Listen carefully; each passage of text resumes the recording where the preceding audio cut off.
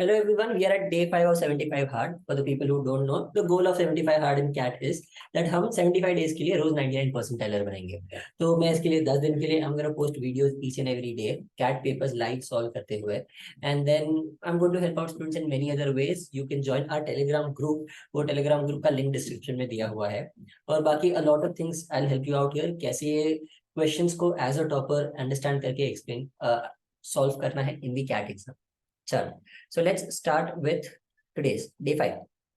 Guys, day 5 देखो, day 5 is CAT 18 का slot 2. CAT 18 IIM Calcutta ने सेट किया था. They are known to make the paper का LRDI very complicated. So LRDI complicated, quants भी थोड़ा बहुत हल्का फुल्का complicated होता है. English IIM Calcutta is known to have relatively easy going English. Let's check आज का पेपर देखते हैं. VRC से स्टार्ट करते हैं.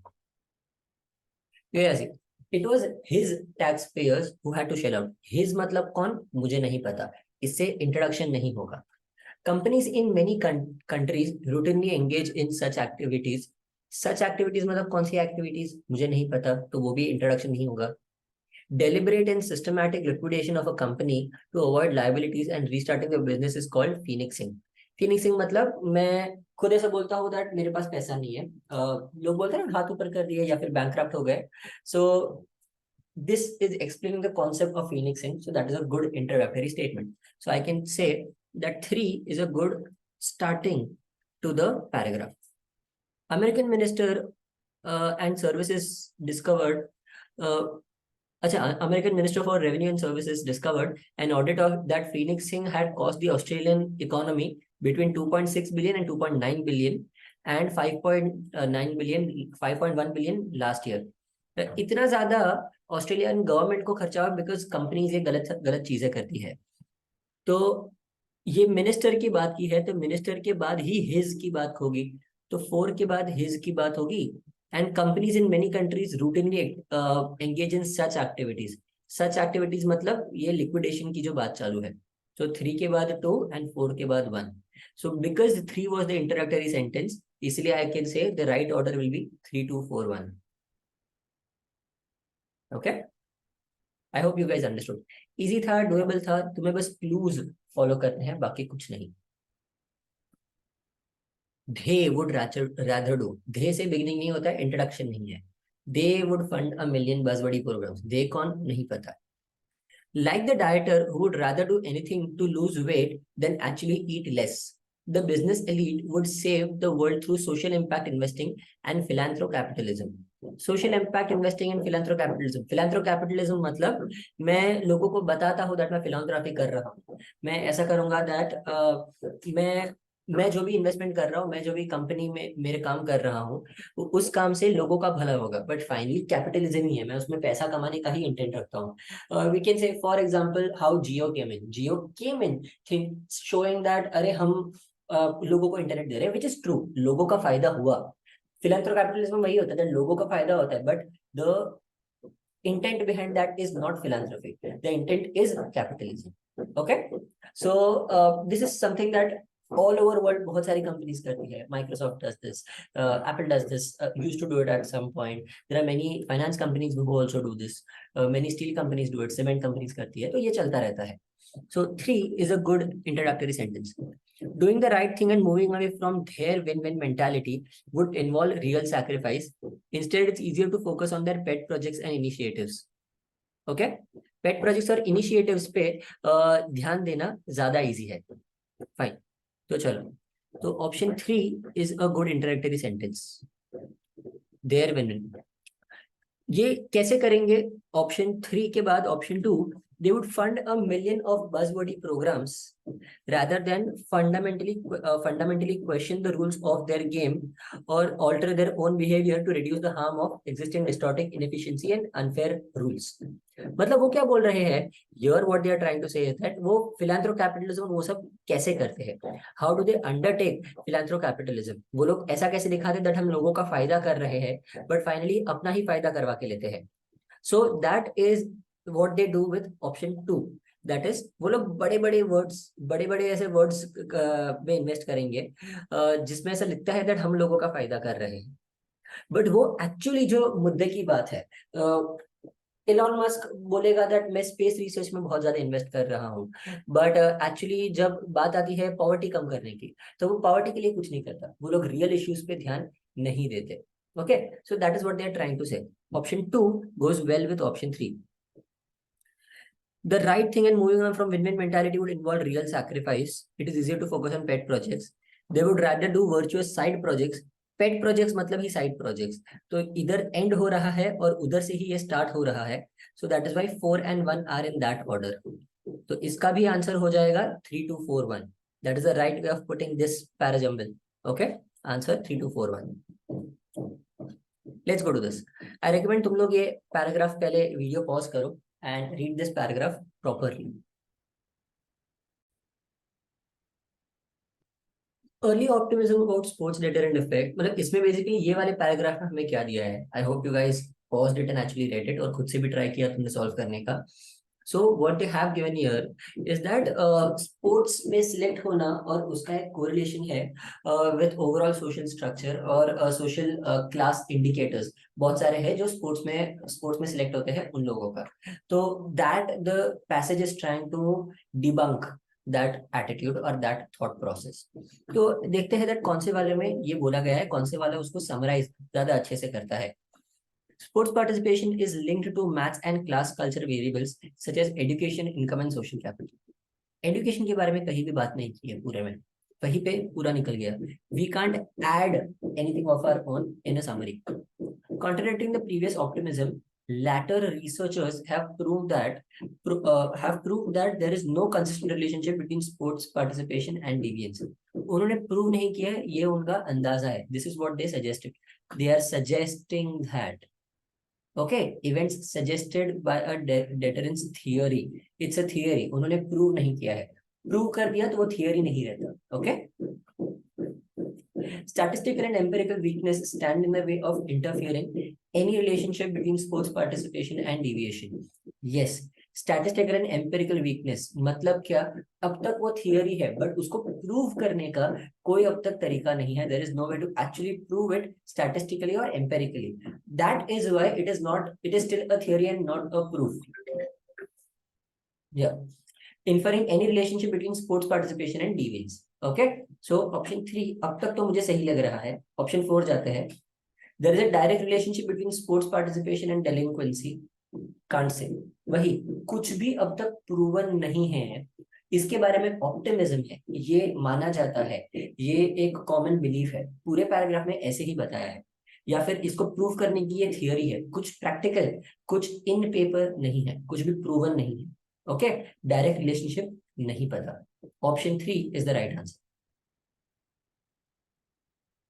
Japanese government panel announced that it recommends regularly only genetically modified organisms that had foreign genes permanently introduced into their genomes, but not those whose indigenous genes have been edited. Okay. The only stipulation is that researchers and business will no longer will have to register their modifications to plants and animals with the government, with the exception of microbes in a contained environment. The reaction to the decision are mixed. While lauding the potential benefits of the genome editing, an editorial process across the board permission, uh, editorial opposes across the board permission. Unforeseen risk in gene editing cannot be ruled out. All genetically modified products must go through the same safety labeling processes regardless of method. तो मतलब क्या बोल रहे हैं, Japanese government ने बोला that अगर तुम हमारे यहाँ के एनिमल्स और प्लांट्स में कोई बाहर का जीन लाके डालते हो, तुम जेनेटिकली मॉडिफाई करते हो बाहर के जीनोम से, then there is a problem. तो तुम्हें रजिस्टर करना पड़ेगा गवर्नमेंट के साथ. बट अगर तुम जापानीज ही मतलब फॉर एग्जांपल अगर हम राइस गिने, तो इंडियन गवर्नमेंट बोलेगी दैट अगर तुम बासमती और कोलम ये दोनों राइस को मिक्स करते हो तो तुम्हें रजिस्टर करने की जरूरत नहीं है. बट अगर तुम अमेरिका से कोई राइस लाते हो या फिर मेक्सिको से कोई राइस लाते हो और उसका मिक्सिंग करते हो बासमती के साथ, तो तुम्हें गवर्नमेंट के साथ रजिस्टर करना पड़ेगा. बट एडिटोरियल मतलब न्यूज़पेपर बोलता है दैट कोई भी टाइप का जेनेटिक एडिटिंग उसमें डेंजर होता है, उसमें रिस्क होता है. तो उसके लिए हर चीज को सेम तरीके से इतने ही शक की नजर से देखना चाहिए. सो देखते हैं इधर इसमें इसमें क्या समराइज किया है. A government panel in Japan says transgenic modification of gene editing are not the same. नहीं, ऐसा कुछ नहीं है. Accepting accepting microbes cultured in contained environments from the regulations of genome editing is premature. Premature के बारे में बात ही नहीं की है, जैसे इतना बोल रहे हैं that वो भी उतना ही रिस्की है. Exempting from regulations the editing of endogenous genes is not desirable as this procedure might be risk prone. Yes, ये बोल रहे हैं that जो अंदर और अंदर के ही जीन्स है उनको ही एडिट करने में भी रिस्क होता है. तो ऑप्शन 3 अब तक सही बोल रहा है.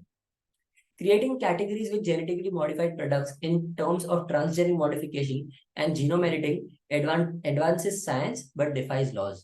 Laws के बारे में बात ही नहीं की है. तो ऑप्शन 4 गलत. Option 3 is the right answer. The answer is option 3 even here. Let's go to the RC. RC properly पढ़ो, एक बार पढ़ लो. Take 2.5 minutes, 3 minutes भी ले लो, but RC properly पढ़ लो. This is an important thing to do. Okay?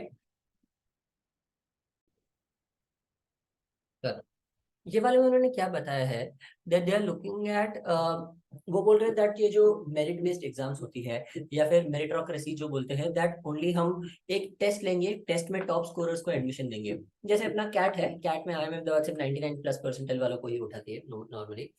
तो वो बोल रहे हैं दैट ये गलत है बिकॉज हर चीज में तुम सिर्फ मार्क्स से या फिर एक टेस्ट लेके फिगर आउट नहीं कर सकते the person is worthy or not. So that is why meritocracy के अगेंस्ट है ये पूरा passage. They are saying that अगर कोई भी डिसीजन लेना है तो हम सिर्फ अगर सिर्फ ह्यूमन हेल्थ के बारे में बात करना है तो सिर्फ हम डॉक्टर से बात नहीं कर सकते. हमें डॉक्टर्स के साथ साथ में इंजीनियर्स भी चाहिए, हमें साइकोलॉजिस्ट भी चाहिए, हमें हर प्रोफेशन में से लोग चाहिए to give a complete perspective on anything. इसलिए एक आइडियल टीम जैसा कुछ होता ही नहीं है. जो भी टीम होगा वो टीम वैसे ही होगा दैट जितना हो सके उतना अच्छा किया. That is what they are trying to do and वैसे ही हमें एक्सपेक्टेशन रखनी चाहिए. Okay, so let's go and look at the questions. Which of the following conditions if true would invalidate the passage's main argument? कौन सी passage की main argument है? Argument main ये है दैट मेरिटोक्रेसी गलत है क्योंकि सिर्फ टॉप स्कोरर्स हमेशा अच्छा परफॉर्म नहीं करते बिकॉज टॉप स्कोरर्स को लेने से तुम्हें एक वेल राउंडेड पर्सपेक्टिव नहीं मिलता. हमें देखना है कौन सी चीज उसको गलत प्रूव कर देती है. If top scorers possess multidisciplinary knowledge that enable them to look at a problem from several perspectives. Yes, ये बोल रहा है that जिसने टॉप स्कोर किया वो एक्चुअल में बहुत स्मार्ट है और वो हर पर्सपेक्टिव से देख सकता है. So that is why option 1 seems right till now. If assessment tests were made for extensive rigorous, कितना भी डिफिकल्ट टेस्ट बना लो बट टेस्ट से लोगों को हायर करना ही गलत है. If it were proven that teams characterized by diversity end up being conflicted, नहीं, conflicts तो होंगे ही. It is not about conflict नहीं होगा. It is about the fact that ज्यादा perspectives आएंगे, ज्यादा लोग सोचेंगे उसके बारे में. If a new machine learning algorithm were developed that proved to be more effective, नहीं, ये अलग ही जोन में घुस रहा है. तो इसमें तुम कुछ नहीं बोल सकते. मशीन लर्निंग के बारे में बात ही नहीं है, टीम बिल्डिंग के बारे में बात है. Option 1 is the right answer. The author critiques meritocracy for all of the following reasons except, मतलब ऑथर को मेरिटोक्रेसी से ये सारी प्रॉब्लम है एक्सेप्ट ऑथर को कौन सी चीज से प्रॉब्लम नहीं है. An ideal team comprises of best individuals were diverse with from diverse fields of knowledge. इसमें प्रॉब्लम है दैट आइडियल टीम, पूरे पैसेज में किधर भी आइडियल टीम के बारे में बात ही नहीं किया है. There is no ideal team. वैसा ही पैसेज बोल रहा है दैट आइडियल टीम जैसा कुछ होता ही नहीं है. सो दैट इज व्हाई ये वाला क्वेश्चन पैसेज में मेंशन्ड नहीं है, मेकिंग इट आवर आंसर. बाकी सबको भी एक बार पढ़ लेते हैं. Modern problems are multifaceted and requires various life skills, ये बोला है पैसेज में. Criteria design to assess merit are insufficient to test expertise in any field of knowledge. Yes, जिस हिसाब सिर्फ मार्क्स लाने से प्रॉब्लम सॉल्विंग स्किल्स नहीं पता चलते, ये भी पैसेज में बोला गया है.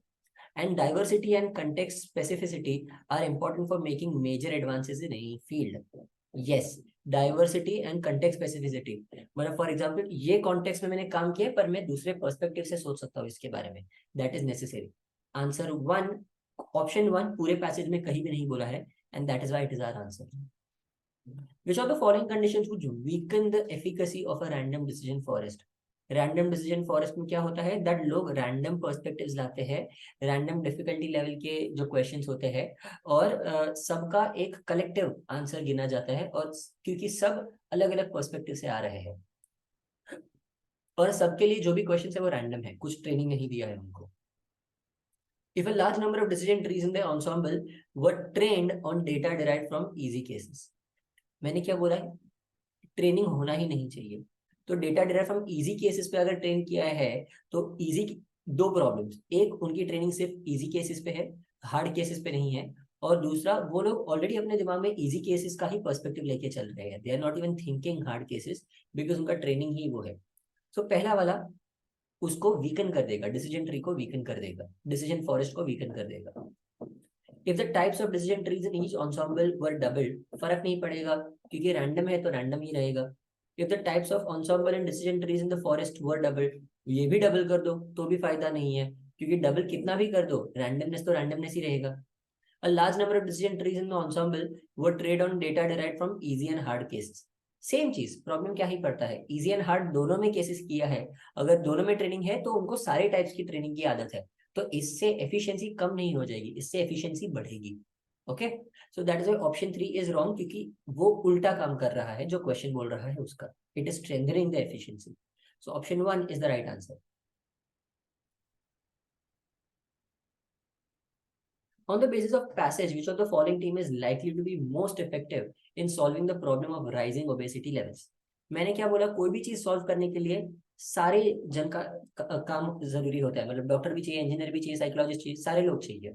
ओके, तो जिसमें सिर्फ कोई स्पेशलिस्ट टीम की बात की है वो वाला ऑप्शन गलत हो जाएगा। A team comprised of nutritionists, psychologists and urban planners and media personnel who have scored distinction in their respective subject tests. गलत है, क्योंकि टेस्ट होना ही नहीं चाहिए, वो लोग बोल रहे हैं दैट स्कोर वाला टेस्ट होना ही नहीं चाहिए। ऑप्शन ए गलत। A team comprised of nutritionists, urban planner and media personnel who have each performed well in their respective subject test. Well perform किया है मतलब क्या, दैट उन्होंने अच्छे से काम किया है, उन्होंने जितना जरूरी था उतना काम किया है, सिर्फ टॉपर को नहीं ले रहे। मतलब मैं नहीं बोल रहा दैट सिर्फ 99.99 परसेंटाइल उठाओ, मैं बोला 90 से 99.99 परसेंटाइल सारे लोग अच्छे हैं, उनमें से अब सिलेक्ट करो। तो option 2 is right. A specialized team of nutritionists from various countries, सिर्फ न्यूट्रिशनिस्ट नहीं होना चाहिए इसलिए गलत हो गया। A specialized team of top nutrition from various countries, top decide करने का कोई तरीका नहीं है और सिर्फ न्यूट्रिशनिस्ट लेके फायदा नहीं है, तो the answer is option 2। Which of the following best describes the purpose of example of neuroscience? Neuroscience क्यों दिया था, न्यूरोसाइंस के बारे में क्या बोला है, द न्यूरोसाइंस में अगर 50,000 पेपर्स है उसमें से हम कैसे डिसाइड करें था कौन सा वाला सबसे अच्छा है, बिकॉज सारे डाइवर्स टॉपिक्स पे है, सब कुछ अलग अलग तरीके से दिया हुआ है और सबने अलग चीज पे स्टडी किया हुआ है। So it is such a diverse and complicated thing that you can not select one best, because इसको मार्किंग नहीं दे सकते। Okay, unlike the other fields of knowledge, neuroscience is an exceptionally complex field. Unlike नहीं, neuroscience example दिया है, मतलब neuroscience जैसी और भी फील्ड्स है। इन narrow fields of knowledge it's a wide field, उन्होंने वही बोला है that the problem is that neuroscience is a very wide field, तो नैरो फील्ड है ही नहीं। Neuroscience is an advanced field of science because its connections with other branches of science like oncology and biostatistics. But this is not, ये example नहीं है, ये तो बस neuroscience को एक्सप्लेन किया है दैट वो एडवांस है, बट इसमें मेन पर्पस क्या है बोलने का मतलब क्या था वो नहीं पता। In the modern age, every field of knowledge is so vast that a meaningful assessment of merit is impossible. Yes, क्योंकि फील्ड इतनी वास्ट है तुम बेस्ट को सिलेक्ट नहीं कर सकते। So that is why option 4 is the answer. That is exactly saying what the passage says. Option 4 is your right answer. चलो, let's move ahead.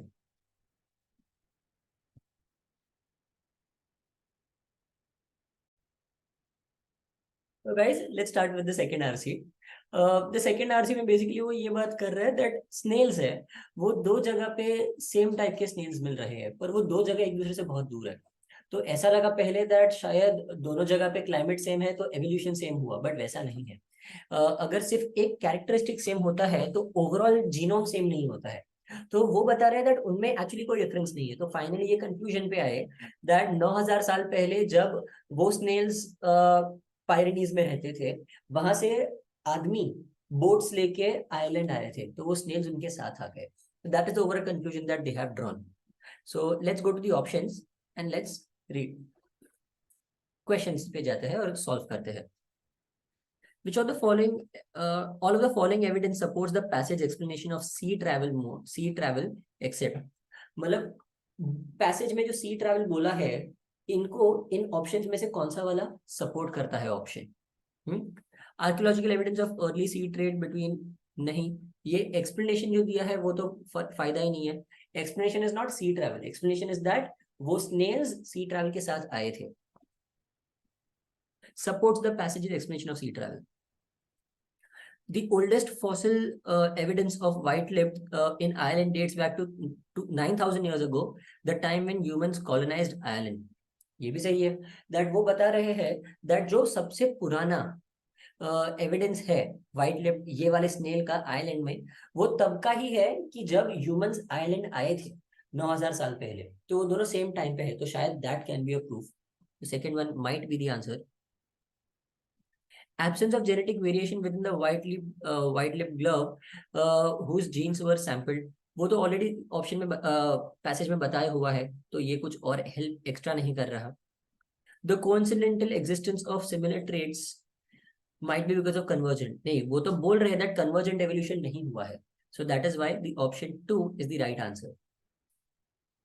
In passage 4, the evidence that humans routinely ate these snails before the advent of agriculture can be used to conclude that.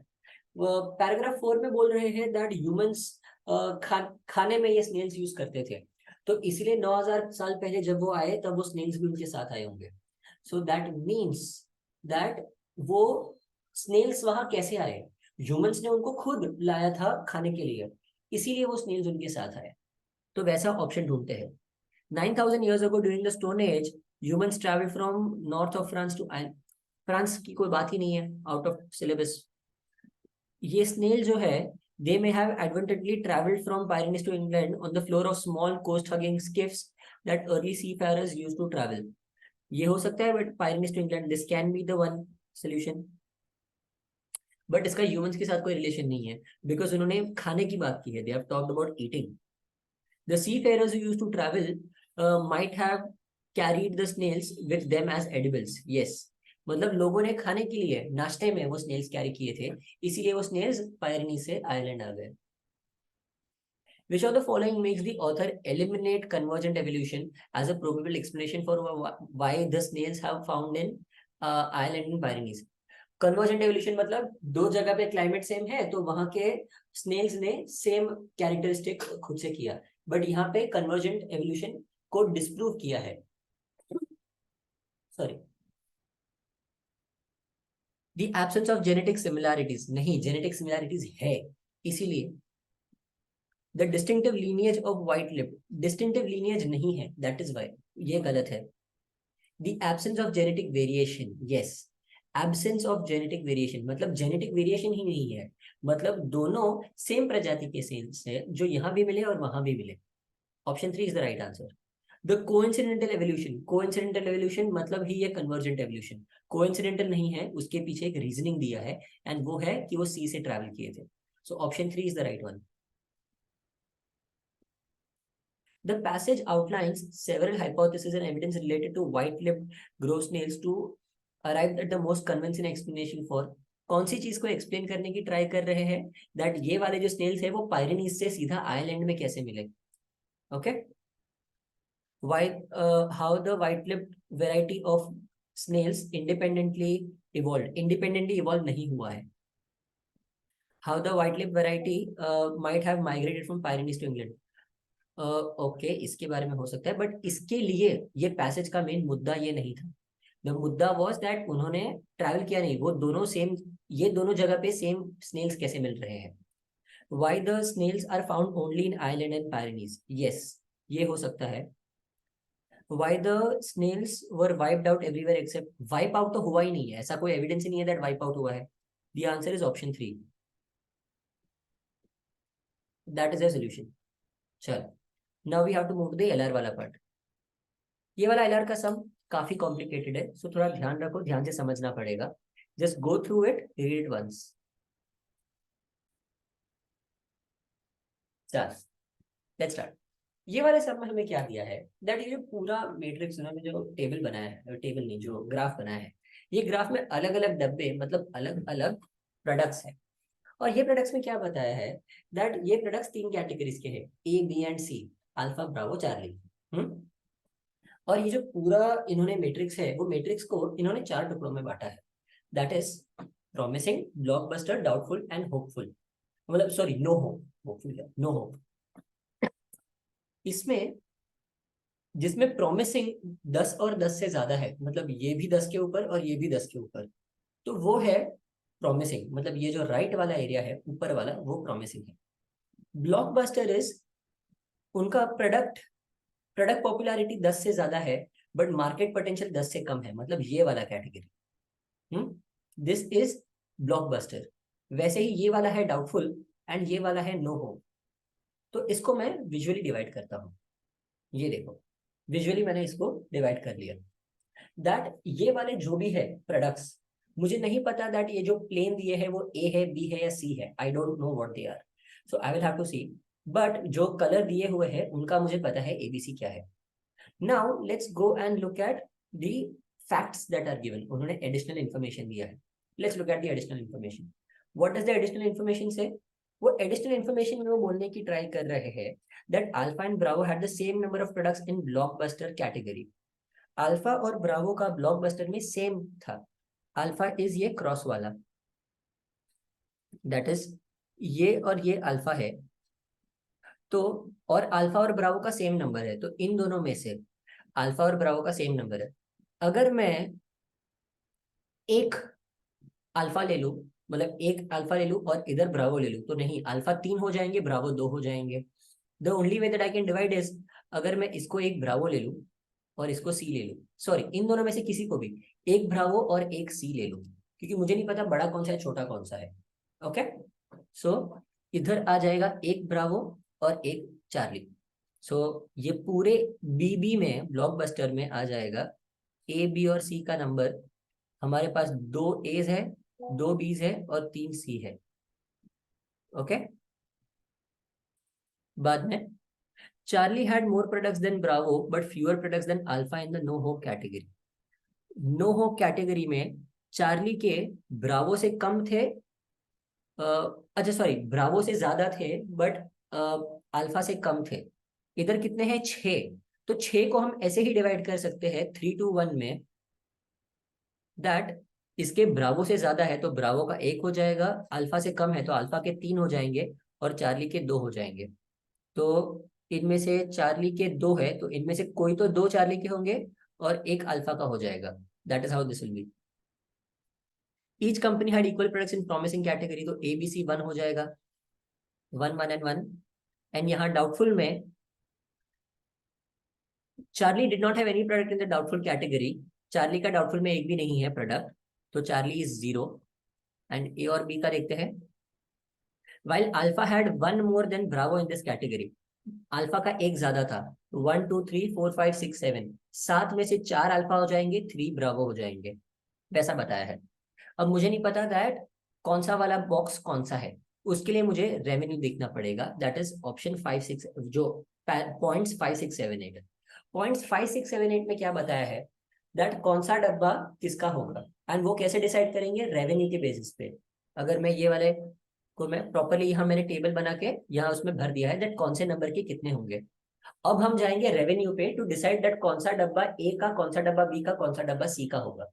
तो let's make a table like this. इसमें देखो, हमें क्या बताया है that जिसका जितना बड़ा डब्बा उतना ज्यादा रेवेन्यू, तो हमें वैसे करना है दैट जिसका जितना बड़ा डब्बा उतना बड़ा रेवेन्यू। इसके लिए हम 0.5 पे जाते हैं। Bravo had a higher revenue than Alpha from products in the doubtful category. Doubtful में ब्रावो का रेवेन्यू अल्फा से ज्यादा था, तो ब्रावो का अब तक फिक्स्ड रेवेन्यू कितना है? इधर 2 डब्बे और इधर 6 डब्बे, तो Bravo is till now at 8।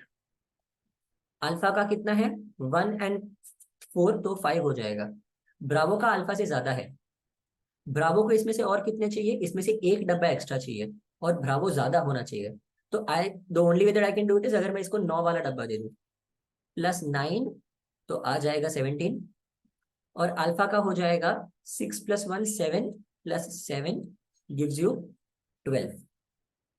So Bravo का टोटल हो जाएगा यहाँ पे 17, अल्फा का हो जाएगा 12। ऑन द सेम लाइंस मैं बाकी सबको सॉल्व करने की ट्राई करता हूँ। सॉरी, ये थोड़ा स्क्रीन पे लिखने में प्रॉब्लम होता है, घड़ी घड़ी इरेज करना पड़ता है। ABC, Charlie had a higher revenue than Bravo from products in the blockbuster category. Charlie का ब्रावो से ज्यादा रेवेन्यू था ब्लॉकबस्टर कैटेगरी में। तो चार्ली का इधर कितना है, 1 2 और ये 6, तो दैट इज 8 है अब तक इन द ब्लॉकबस्टर कैटेगरी।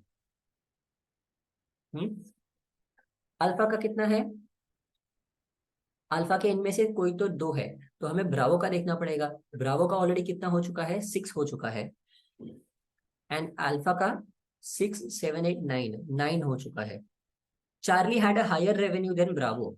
चार्ली के ब्रावो से ज्यादा रेवेन्यू थे। चार्ली के इसमें 3 डब्बे हैं, तो the only way that can happen, अगर इसमें चार्ली को मैं यहाँ ले लूँ, तो दैट इज 9 का डब्बा उसको दे दो, equals to 17।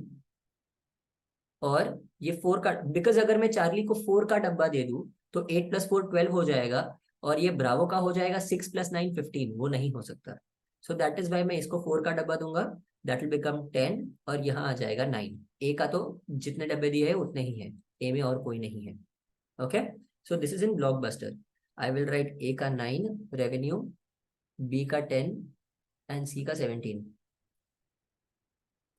Let's go to the next one.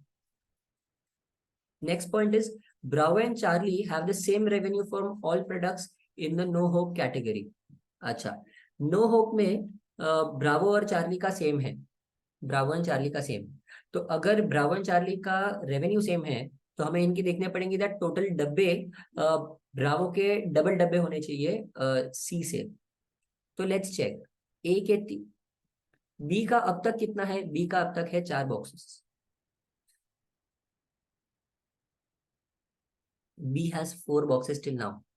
बाद में सी के अब तक कोई बॉक्स नहीं है, but C can be 3, either 3 and 1, और सी कैन बी 2। तो 2 हो सकता है या फिर 4 हो सकता है, तो 2 और 4।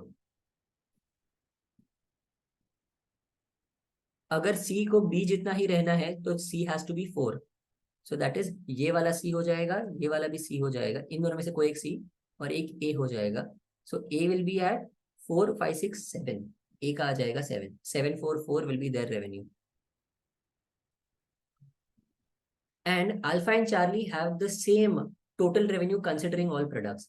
Alpha और Charlie का total revenue from all the products is the same. तो अब तक अल्फा और चार्ली का देखो दैट कितना हो रहा है। अल्फा का 12 19 28, 28 ऑफ अल्फा, और सी का देखते हैं, चार्ली का 0, ये नहीं पता, 4 21। और यहाँ पे क्या क्या ऑप्शंस है, और बी का देख लो, तो रुको, B C 21, B is at 17 4 21 21 31, B का इतना आ रहा है अब तक।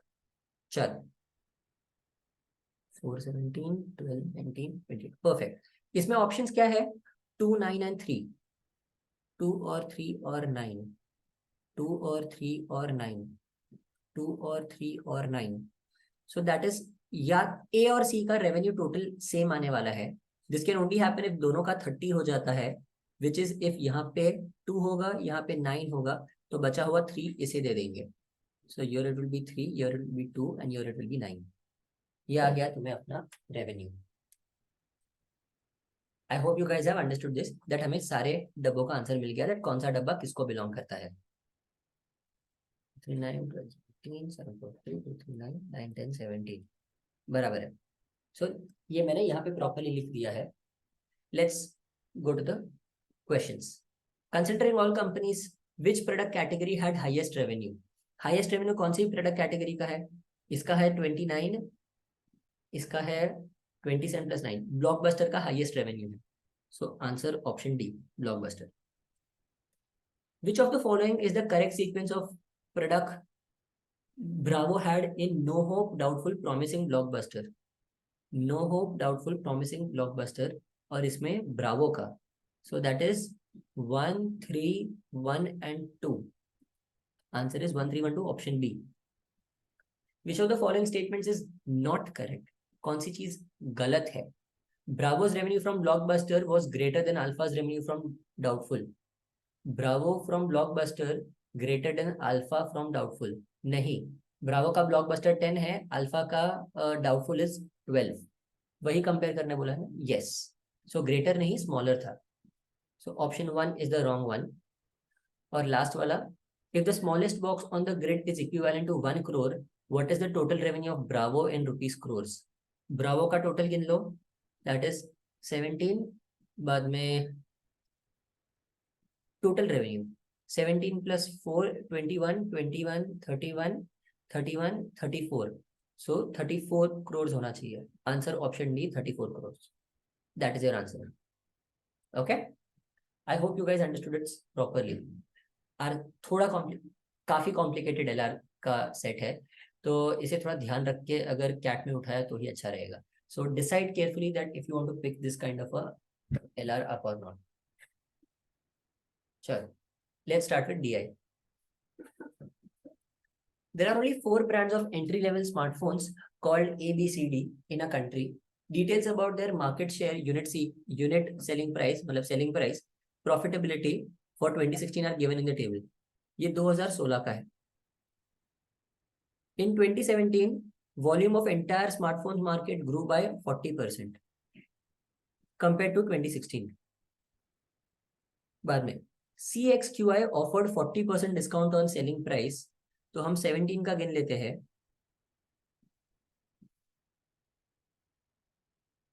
सेम ABCD इधर पकड़ते हैं मार्केट शेयर.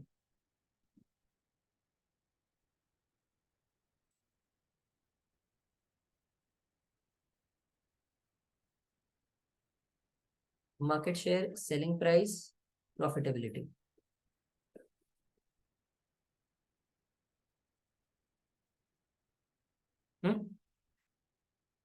इन्होंने 40% डिस्काउंट दिया, तो सी का सेलिंग प्राइस कितना हो जाएगा? 18,000. Unit selling price which resulted in 15% increase in market share. Market share पहले 15 था, अब 30 हो जाएगा. तो 30 इन तीन में से कैसे तो निकला है. Each of the other 3 brand lost 5% market share. तो इसका हो गया 35, इसका हो गया 25 एंड इसका हो गया 20. However, profitability came down to half its value. पहले 40 था, अब 20 हो गया. बट नाउ अंडरस्टैंड, ये जो मार्केट शेयर है ये एक्चुअली हम पहले अगर गिने दैट 40 25 15 एंड 20 फोन्स बेचे, तो यहाँ पे ये 35 25 30 और 20 फोन्स नहीं बेचे हैं. उन्होंने ज्यादा सेल किए हैं because the market size has increased from 100 to 140. So that is why in सब को 1.4 से मल्टीप्लाई करना पड़ेगा. Okay. However, the profitability of CXQI came down half. Unit selling prices of other 3 brands and profitability values remain the same. Unit selling price same है, profitability same है. So that is 20,000, 25,000. और profitability 10, 30, 30. चलो, इसको ना guys एक proper table बना देता हूँ मेरे को.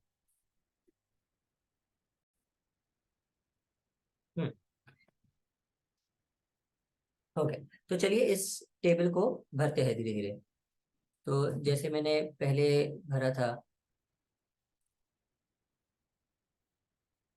इसकी तो सेल्स, क्योंकि ओवरऑल मार्केट ही 100 है, तो सेल्स सेम रहेगा. 40, 25, 15 एंड 20.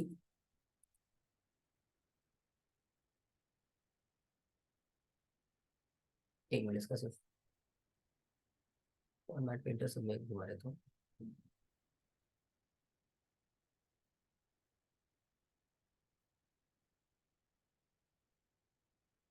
अब मैं लिखूंगा, हर जगह सेम दिखेगा. चलो, बट इनका मार्केट शेयर कितना हो गया है? सबका 5 से कम हुआ है. 35, 20, इसका डबल हो गया है 30 एंड इसका हो गया है 15. बट ये सारे इंटू 1.4 करना पड़ेगा. So all of these will be multiplied by 1.4. सो ये हो जाएगा 21, ये हो जाएगा 1.4 से मल्टीप्लाई. सो 1.4 4 42. यहाँ पे 35 इंटू 1.4, 35 1.4 14 49. और यहाँ पे आ जाएगा 20 28. इनका टोटल करके देख लेते हैं। 50, 60, 70, 70 प्लस 70 गिव्स यू 140। यस, तो ये मार्केट शेयर हमने कैलकुलेट कर लिया है सबका, दैट टोटल उनकी सेल्स कितनी हुई थी। सेलिंग प्राइस इन तीनों का सेम रहा था, दैट इज 15,000, 20,000। इन्होंने डिस्काउंट दिया था तो 18,000 हो गया था, एंड 25,000। प्रॉफिटेबिलिटी इन तीन का चेंज नहीं हुआ है, 30, इसका हाफ हो गया और इसका भी 30। रेवेन्यू, तो पहले रेवेन्यू कैसे कैलकुलेट करेंगे? Revenue will be sales into the selling price. तो पहले का और अभी का रेवेन्यू एक बार देख लेते हैं, सेल्स इनटू सेलिंग प्राइस, तो सारे कैलकुलेट कर लो। ये मैंने यहाँ पे सारे रेवेन्यू कैलकुलेट कर दिए हैं, बाकी कुछ नहीं, सिर्फ मल्टीप्लाई किया है सेल्स इनटू सेलिंग प्राइस। तो 40 इंटू 15,000 गिव्स यू 6 लाख। तो ये आ गया हमें उनका सेल्स का रेवेन्यू, सॉरी उनका रेवेन्यू मिल गया। बट अब इसमें से प्रॉफिट कितना होगा वो भी कैलकुलेट कर लेते हैं। प्रॉफिटेबिलिटी इज 10%, और ये सबके पीछे परसेंट लगेगा। प्रॉफिटेबिलिटी इज 10%, तो मैं इसे इसका 10% निकाल दूंगा, दैट इज 60,000। इसका 735। तो हमें सबका बस प्रॉफिटेबिलिटी निकालना है, ऐसे ही कैलकुलेट करना है। 1.5 लाख, इसका आ जाएगा 20,000, 90,000, 1.5 लाख। और इनका भी प्रॉफिटेबिलिटी कैलकुलेट कर लेते हैं, जस्ट कैलकुलेटेड। ये मैंने कैलकुलेट कर दिया। यहाँ पे गाइज एक थोड़ा गलती किया था मैंने, दैट इज यहाँ पे ये 40% इंटू 4.5 लाख होगा, बिकॉज 2016 का कैलकुलेट कर रहे हैं, तो यहाँ पे 1.8 लाख आएगा, 90,000 नहीं। ये आ गया हमें हमारा पूरा table. Now let's just go on to the questions. The brand that has the highest revenue in 2016, 2016 में हाईएस्ट रेवेन्यू किसका था? Revenue highest was of option A, मतलब ब्रांड ए का था, that is option D, fourth option. Brand highest profit in 2016 and brand with the highest profit in 2017। Highest profit in 2016 and 17। Profit सबसे ऊपर पहले सी का था और बाद में डी का है, तो पहले सी का था और अब डी का है।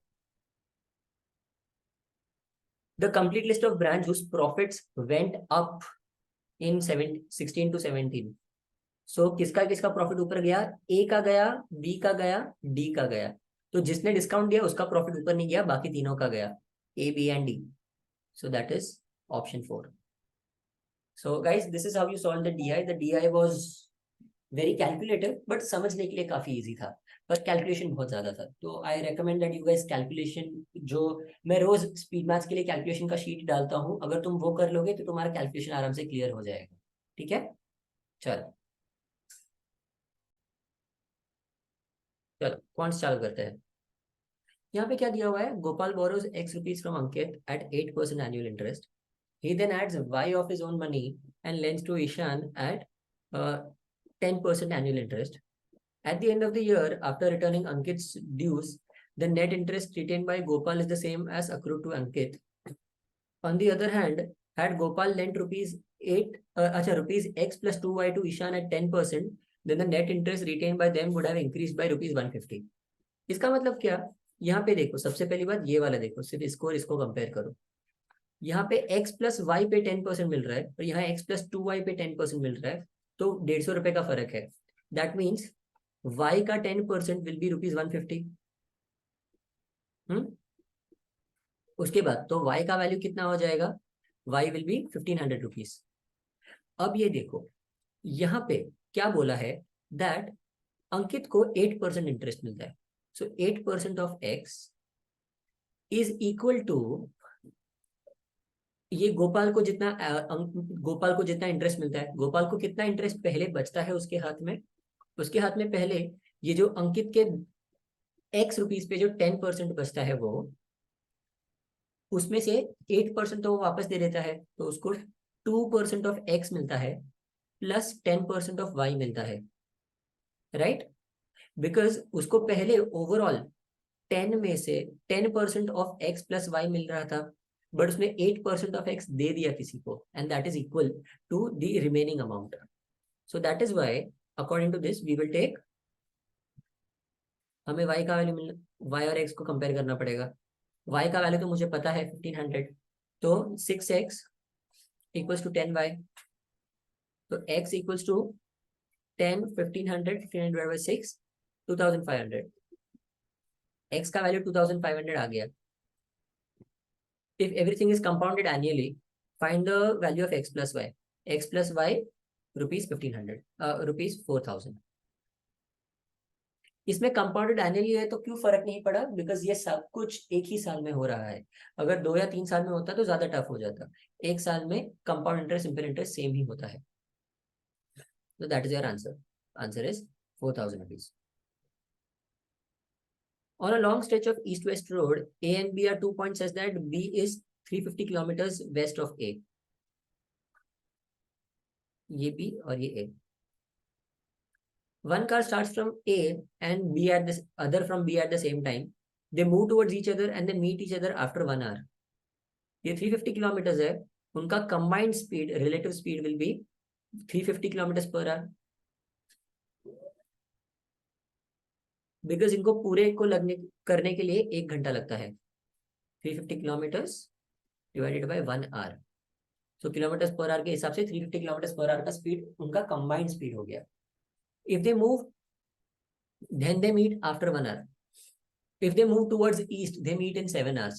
तो जब ये ईस्ट की तरफ मूव करता है तब इनका जो रिलेटिव स्पीड है will be subtraction of both, और तब उनको 7 घंटे लग जाते हैं मिलने के लिए.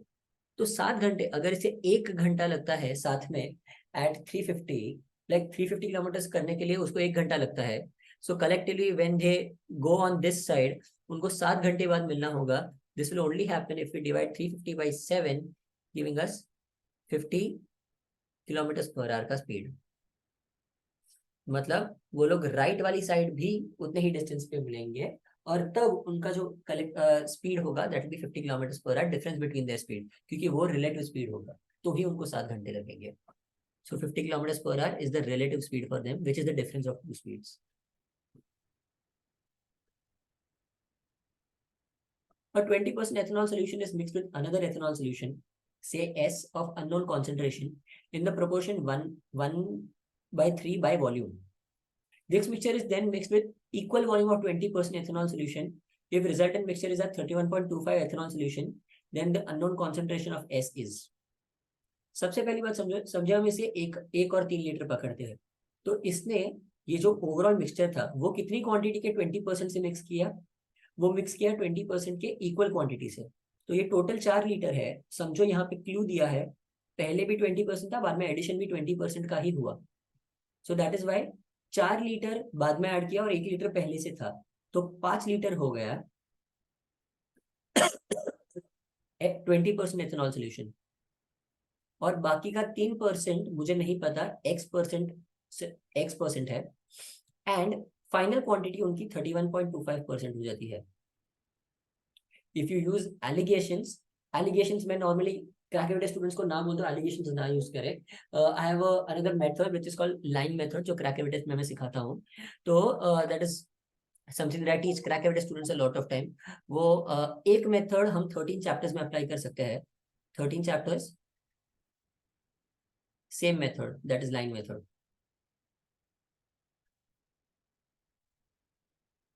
तो या दैट इज समथिंग दैट क्रैकरविटर्स में मैं सिखाता हूँ स्टूडेंट्स को. तो लाइन मेथड से अगर कैलकुलेट किया, या फिर तुम लोग चाहो तो एलिगेशंस कर सकते हो, you will finally end up getting 50%. So that is option B, Bombay. 50% आ गया. ठीक है.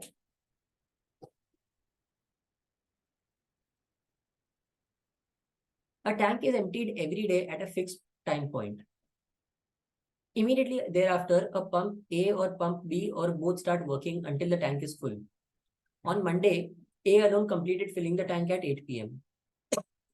On Tuesday, B alone completed filling the tank at 6 p.m. On Wednesday, A alone filled the tank till 5 o'clock and then B filled it from 5 to 7. At what time was the tank filled on Thursday if both pumps were used simultaneously all along? We have to look at Wednesday first. Wednesday और Monday को देखो. Monday को क्या होता है, ए अकेला काम करता है 8 बजे तक. वेनेसडे को ए काम करता है 5 बजे तक, और बाकी जो काम ए को 5 से 8 में करना है वो बी 5 से 7 में कर देता है. सो दैट मीन्स अगर समझो 3 लीटर पानी बचा हुआ था, या फिर 6 लीटर पानी बचा हुआ था, तो फिर ए को 3 घंटे लगे भरने के लिए और बी को 2 घंटे लगे भरने के लिए. So work efficiency of A is 2 liters and B is 3 liters per hour. Okay? This is assuming 6 litre का काम बचा था. Now if you look at it, 6 बजे अगर B 5 बजे चालू करता है तो वो 7 बजे खत्म करता है, तो उसको 2 घंटे लगे काम करने के लिए, पर एक्चुअल में B 6 बजे काम खत्म कर देता है एंड A को बचता है 8 काम खत्म करने के लिए. सो ये जो 3 घंटा है, this will only happen because A को इनके आवर्स कितने होंगे, 2:3:2 के रेशियो में होंगे इनके आवर्स. तो या तो ए को 3 घंटे लगते हैं और बी को 2 घंटे, या फिर अगर ऐसा गिनूं दैट बी को 2 घंटे लगते हैं, तो फिर बी जो ये 4 से 6 का काम 5 से 7 में तो बी का पूरा काम खत्म हो जाना चाहिए था, बट ऐसा हुआ नहीं. मतलब बी को 2 घंटे नहीं लगते, बी को ज्यादा टाइम लगता है. लेट्स अज्यूम बी को 4 घंटे लगते हैं और ए को 6 घंटे. इफ यू अज्यूम दिस, तो बी 6 बजे काम खत्म करता है, मतलब 2 बजे चालू करता है, और ए 8 बजे काम खत्म करता है और 2 बजे चालू करता है. This is the right solution for us. That means 2 बजे टैंक खाली हो जाता है और तब से बाद में भरना चालू होता है. सो कितना बचा हुआ है, ए कितना काम करता है, ए 6 घंटे तक 2-2 लीटर भरता है, तो total capacity of the tank is 12 litres. Okay. अब 12 लीटर्स भरने के लिए उन दोनों को साथ में कितना टाइम लगेगा, वो लोग एक साथ भरेंगे 5 लीटर्स पर आवर. तो 12/5 into 60 giving you 144 minutes, which is 2 hours and 24 minutes giving you 4:24 PM. That is how you solve the sum. ये तुम्हारा हो गया. चल, ये वाला वापस लॉग वाला समय, मैंने बोला था लॉग काफी आ रहा है रोज. यहाँ पे क्या दिया हुआ है, p cube equals to q raise to 4 r raise to 5 and s raise to 6. सबका आंसर सेम है, तो we can basically take this as p is the, क्योंकि सबका पावर सेम है, तो we can take one constant. I don't know what the random constant is, k लिखते हैं अभी के लिए. उसका पावर 1/3 विल बी p, मतलब p का cube will be k, q raise to 4 will be k, r raise to 5 will be k. तो basically मैं बस k को ले रहा हूँ. Okay. So q equals to k raise to 1/4, r equals to k raise to 1/5 and s equals to k raise to 1/6. अब इन दोनों को मल्टीप्लाई करते हैं, p q r को मल्टीप्लाई करते हैं. So I am multiplying the same thing, k raise to 1/3, k raise to 1/4, k raise to 1/5 multiply कर रहा हूँ, तो ऊपर ऐड हो जाएंगे पावर्स उनके. k raise to 5, 20, 20, 30, 60, 60. तो 20 प्लस 15 प्लस 12, 47. 47/60 हो जाएगा, equals to P Q R. अब मुझे ये ढूंढना है log S, log P Q R to the base S. तो दोनों बाजू वही ले लेता हूँ, log S P Q R equals to log S के रेज टू 47/60. बट मुझे s की वैल्यू पता है एंड 47/60 यहाँ नीचे आ जाएगा. 47/60 log k raise to 1/6 into k. अब मुझे इसको निकालना है बिकॉज ऑप्शन में कहीं भी मुझे log का वैल्यू नहीं है, तो I have to make this log k to the base k. तो मैं इसको ले लूंगा 47/60. सो आई विल टेक ये k, अगर जब log के बेस में कोई पावर में फ्रैक्शन होता है हम इसको उल्टा कर देते हैं, तो हम यहाँ मल्टीप्लाई कर सकते हैं. तो यहाँ इंटू 6 कर देंगे तो ये 1/6 निकल जाएगा. So that is 47/10 into log k to the base k, which gives you finally 47/10. क्योंकि log k to the base k is always 1, log 3 to the base 3 always 1, log 4 to the base 4 always 1.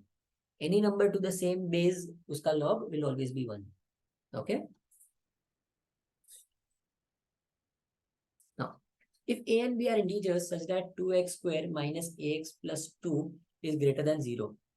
Now, quadratic equation में जब पूरा quadratic equation greater than 0 होता है, तब इसका determinant less than 0 होता है. अगर greater than equal to 0 तो less than equal to 0 हो जाएगा. Okay? So determinant का मतलब क्या होता है? वो याद है हम पहले करते थे, b square minus 4ac. This is called the determinant. So this determinant will be less than 0 for equation 1. Let's figure out. B square is a square. A square minus 4 into 2 into 2, that is 16. 16 is less than 0. So a square will be less than 16 and a can be less than 4. Okay, a will be less than 4 comma minus 4. तो a की range क्या बन जाएगी? -4 से बड़ा होगा and +4 से छोटा होगा. This will be the range of a. Remember ये इंटीजर है, तो -3, -2, -1, 0, 1, 2, 3 यही आंसर्स हो सकते हैं a के. बाद में सिमिलरली यही चीज हम इसमें भी करेंगे. तो x square minus bx plus 8 is greater than equal to 0. तो determinant will be less than equal to 0. So we will take same b square minus 4ac. तो b square is b square minus 4ac. a is 1, c तो यहाँ आ जाएगा -32 greater than equal to less than equal to 0. Because determinant इसका उल्टा हो जाता है. So b square is less than equal to 32. 32 किसी का परफेक्ट स्क्वायर है नहीं, तो बी स्क्वायर की वैल्यू क्या हो सकती है? इट कैन बी -5 से +5. Okay, so -5 less than equal to B less than equal to +5. Now what is the largest possible value of 2a and 6b? अगर 2a पॉजिटिव वैल्यू, तो 2 का अगर मुझे वैल्यू मैक्सिमम चाहिए एज एन इंटीजर, तो हम क्या करेंगे? a का वैल्यू 3 ले लेंगे. सो 2 into 3 माइनस, अगर इसको मैक्सिमाइज करना है तो मुझे b को नेगेटिव लेना पड़ेगा. So that is 6 into -5, that is 30. So -30. So we will get 6 plus 30 giving us the answer 36. 36 is your answer of the question. Okay, I hope you guys understood this properly. ये वाला सम अच्छे से समझो. The value of sum 7 into 11 plus 11 into 15, इसको ना bracket कर देते हैं तो समझने में इजी हो जाएगा. हाँ sir. 7 into 11 plus 11 into 15 plus 15 into 19 plus 95 into 99, ये वाले सम्स है, मतलब ये वाले नंबर्स है. तो ये बेसिकली क्या हो रहा है, हम इसको n में लेने की ट्राई करते हैं. अगर हम इसको n ले ले, n1 से चालू करेंगे, we will start with n1. So then understand this will be 4n plus 3 and this will be 4n plus 7. So 4n plus 3 and 4n plus 7. तो ये हमें पहला टर्म मिलेगा. अगर मैं n को 2 कर दूं तो यहाँ पे 11 और 15 आ जाएगा. n को 3 कर दूं तो 15 और 19 आ जाएगा. सो एनी tn, मुझे कोई भी वैल्यू निकालनी है, the term which is the nth term, it will be 4n plus 3 4n plus 7. n का वैल्यू 1 2 3 4 कितना भी हो सकता है. सो हाउ विल आई, इसको कैसे कर देंगे? 16n square 4 4 4 4n 12n 28 40 plus 40n plus 21. This will be tn. 20 22 बराबर है 40n. ओके, तो 6n square plus 40n plus 21, this will be tn. अब मुझे अगर nth टर्म का समेशन निकालना है तो मुझे सबका समेशन निकालना पड़ेगा. तो n स्क्वायर का भी सम, n का भी सम और 21 into n भी करना पड़ेगा. So let's do this. तो हम कैसे करेंगे? 16 into n, n plus 1, 2n plus 1, the whole divided by 6. ये इसका समेशन हो जाएगा. बाद में 40n plus 40 n into n plus 1 divided by 2 plus 21 into n। पर मुझे n क्या है वो नहीं पता, मैं n कहाँ से ढूंढूंगा, बिकॉज मुझे नहीं पता कितने टर्म्स है। For that what will I do, I will do 95 minus 77, 95 minus 7 minus 7 sorry 95 minus 7, ये कितने टर्म्स बचते हैं 95, अगर मैं 95 माइनस 7 95 माइनस 7 करूं, how many terms are these, 88, 88 है। तो ये कब आएगा, this will only happen at 22। So 22 basically terms है डिवाइडेड बाय 4, बिकॉज 4n है ना, यहाँ पे 4n है।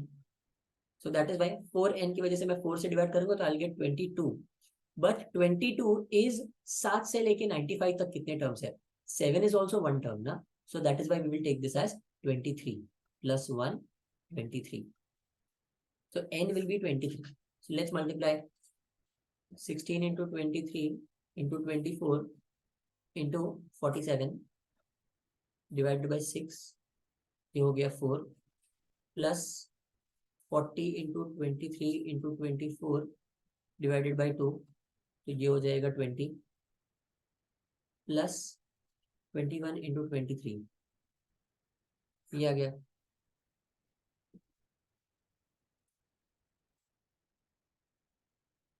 अब सबका एडिशन करते हैं, 23 को कॉमन ले लेंगे क्योंकि तीनों में है multiplication. So 2 2 2 23 23 64 64 into 47,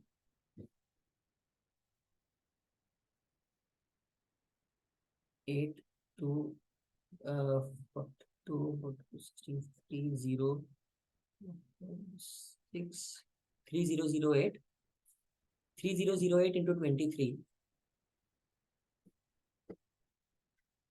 plus 480 plus 21, the whole into 23, that is 3509 into 23, so that will be 7018 0 plus 10527,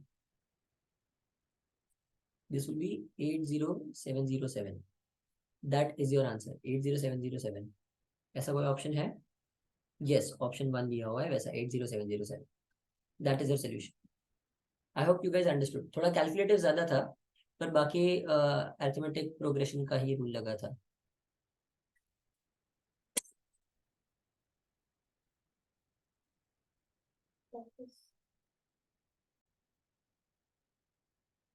On a triangle ABC, a circular diameter BC is drawn intersecting AB and AC at points PQ respectively. If the lengths of AB, AC and CP are 30, 25 and 20 centimeter, find the length of BQ in centimeter. इसको पहले draw कर लेते हैं, चलो। ये मैंने draw कर लिया। सो ड्रॉ करके क्या बोला है दैट ये एक सर्कल है, वो इसके बीसी, ये ट्रायंगल की बीसी साइड की को डायमीटर बना लेके एक सर्कल बनाया है।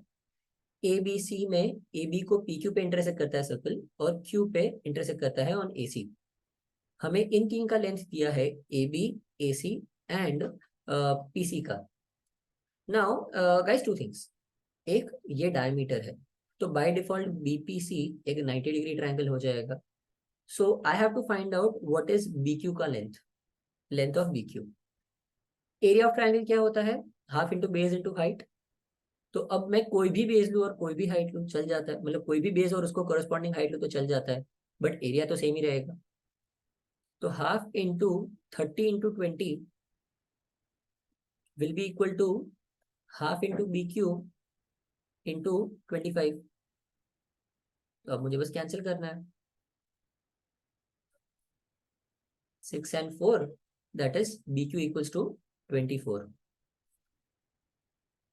ये आ गया हमारा answer, that BQ equals to 24। Done. A chord of length 5 centimeter subtends an angle of 60 degree at the center of the circle। तो अगेन इसको भी ड्रॉ कर देते हैं, रुको, ये कर लिया मैंने ड्राइंग। तो गाइज यहाँ पे क्या दिया है, ये समझो अगर सर्कल है जिसका सेंटर O है, उसमें एक कॉर्ड है, ये 5 सेंटीमीटर सबटेंड करता है। नाउ अब देखो ये वाला ट्राइंगल, सिर्फ देखो ये कॉर्ड और ये 60 डिग्री सबटेंड करता है, and this is 5 centimetre. Understand that ये वाले ट्राइंगल में ये और ये दोनों रेडियस है, so that is O A and O B, both are radius, and बीच में 60 डिग्री है, so this is an isosceles triangle. तो जो नीचे वाले दोनों हैं उनका वैल्यू इक्वल हो जाएगा 120 में से, so they will be again 60 degrees and 60 degrees. So that means this is an equilateral triangle where OA equals to 5 centimetre, radius is 5, तो ये भी 5 हो जाएगा और ये भी 5 हो जाएगा। सिमिलरली इन दिस, ये जो नया वाला कॉर्ड है, वो नए वाले कॉर्ड का middle angle is 120 degrees. This is iso also an isosceles triangle. अब आइसोसेलेस ट्राइंगल जिसमें the non equal angle is 120 degrees, उसकी एक प्रॉपर्टी होती है that the side opposite to 120 degrees is always root 3 times the side of root 3 times the equal side of the triangle. So ये अगर 5 है, then the opposite side of 120 degrees, that is the chord का length, will be 5 root 3. ये अगर तुम्हें property पता है तो ये वाला सोल्यूशन बहुत ज्यादा इजी हो जाता है। चलो ये वाला सम देखते हैं।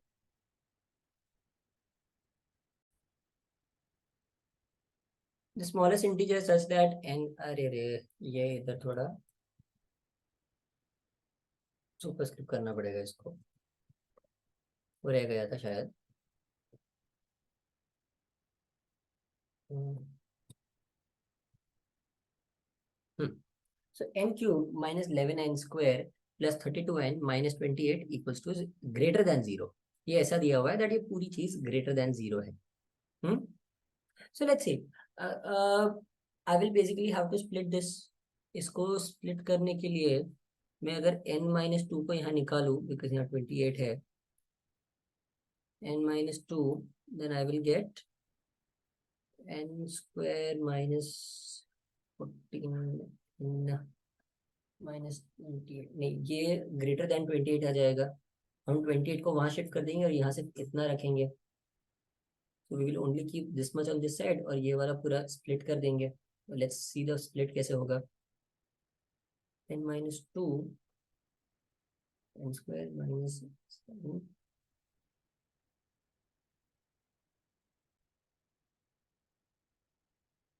यहाँ n निकलेगा तो n स्क्वायर आ जाएगा, माइनस 2 निकलेगा तो 9n आ जाएगा, n square plus 9n, and तीसरा वैल्यू आ जाएगा 14, बिकॉज उतना वैल्यू निकल रहा है, प्लस 14, राइट। एंड यहाँ प्लस नहीं, यहाँ नेगेटिव आएगा, सॉरी माय बैड। तो अब now this is n minus 2, तो इसको हमें और स्प्लिट करना पड़ेगा। n 14 14 7 इंटू 2 माइनस 7 माइनस 2, तो n minus 7 and n minus 2 is greater than 28। ये हमें ऐसे मिला है, and we have to find the smallest integer. तो लेट्स सी, पहले हम इसका स्मॉलेस्ट इंटीजर फाइंड करने की ट्राई करते हैं। अगर स्मॉलेस्ट इंटीजर ट्राई करना है तो पहले हम जो सबसे ज्यादा नेगेटिव है उसको देखेंगे। सबसे ज्यादा इधर नेगेटिव -7 है। अगर हम -7 देखें तो n अगर 1 ले लिया तो नेगेटिव आ जाएगा, 28 से ग्रेटर नहीं होगा। n 2 3 4 5 6 7, अगर n का वैल्यू मैंने 7 भी ले लिया तो भी यहाँ 7 माइनस 7 0 हो जाएगा, 0 into anything becomes 0, it will not be greater than 28। So n का value let's try taking 8, 8 minus 7, 8 minus 2 and 8 minus 2, तो 6 इंटू 6 हो जाएगा which is 36, and 36 is greater than 28, और यहाँ पे आ जाएगा 1। सो 36 is greater than 28, and that, ये तुम्हारा सोल्यूशन मिलता है, that you will find this equation integer format में तुम्हें तभी मिलेगा व्हेन n का value is 8। So 8 is the smallest integer that will give you this answer. चलो, how many two digit numbers with non-zero digits are such that there are more which are more than thrice the number formed by interchanging the positions of its units? Two digit number क्या होता है? 10 into A plus B, and यहाँ दिया हुआ है that it is greater than 3 into 10b plus A. तो let's solve this. तो 10a plus b greater than 30b plus 3a, so 7a is greater than 29b. Let's try substituting values. b की value 1 ले ले तो 7 का number क्या आ जाएगा, because these are single digits, okay, these are single digits. तो b की value 1, 7 will be, for b equals to 1। a की वैल्यू क्या आ जाएगी, a विल बी 4 नहीं आएगा, 5, 5 6 7 8 एंड 9, ये 5 वैल्यूज आ सकती है। b की वैल्यू 2 ले ले तो a की वैल्यू क्या आ सकती है, it can not be 5, it can not be 6, ये 58 आ जाएगा। If b equals to this will be 58, 58 से ज्यादा मल्टीपल 7 इंटू 8 56 नहीं, तो it can only be 9। b की वैल्यू 3 ले लेते हैं, b की वैल्यू 3 ले ली तो नहीं, बहुत ज्यादा चला जाएगा, because this will become 2 2 2 2 60 60 plus 27 87, 87 7 के टेबल में आता ही नहीं है, 7 इंटू 9 तक ही जा सकते हैं, उसके ऊपर हम नहीं जा सकते। सो बाय डिफॉल्ट हमारे पास बचे सिर्फ ये दो ऑप्शन, b की वैल्यू 1 और b की वैल्यू 2, और b की वैल्यू 1 में there will be 1 2 3 4 5 options, and b की वैल्यू 2 में this will have 1 option, so giving us a total of 6 possible answers, 6 possible solutions, that is option 2. So guys, a lot of conceptual knowledge required to solve today's CAT का paper. Obviously IIM Calcutta है, वो लोग ऐसा ही थोड़ा tricky paper solve करते हैं, they are known for that. Thankfully इस बार IIM Lucknow है तो DILR थोड़ा टफ आएगा, क्वांट्स पता नहीं थोड़ा मीडियम से टफ आएगा, English is something that will be doable, so please तुम्हारी इंग्लिश पे बहुत ज्यादा ध्यान दो। For colleges without sectional cutoffs, your English will be very very helpful to help you get a 99 plus percentile, and तुम्हारा LR में अगर तुम उसको ट्रिकी क्वेश्चन को भी अच्छे से सॉल्व कर पाए तो तुम्हारा बहुत फायदा हो जाएगा। So try to maximize your score there, and obviously अगर तुम्हें ओवरऑल सेक्शनल्स भी कट करने हैं क्लियर, तो फिर arithmetic is going to be your best bet. Arithmetic पहले खत्म करो और उसके बाद बाकी सारे टॉपिक्स पे बढ़ो। चलो, I hope this video was helpful.